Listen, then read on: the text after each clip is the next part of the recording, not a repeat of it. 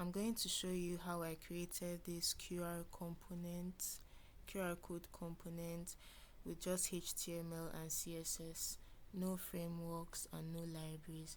So the first thing I did, if you're new to HTML, I started the document by putting in an exclamation mark and hitting enter. That creates boilerplate HTML to start with. Then I opened my preview tab and I started typing. Okay, the first thing I did was actually to change the title to match what I was doing, which is QR code component, so that it will show on any tab that I opened the project with. Then after that, I started writing in my HTML. I made sure to follow the right semantics arrangement. I used H1 and P for my HTML, and I also added a div for the image that I was going to add in later.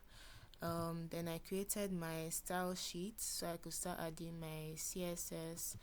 And the first thing I usually do in my CSS is to initialize with the asterisk.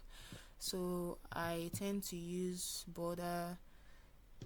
box sizing, border box. Then I set margin and padding to 0 so that I start off my project with a clean slate and remove any initial values that the browser may have.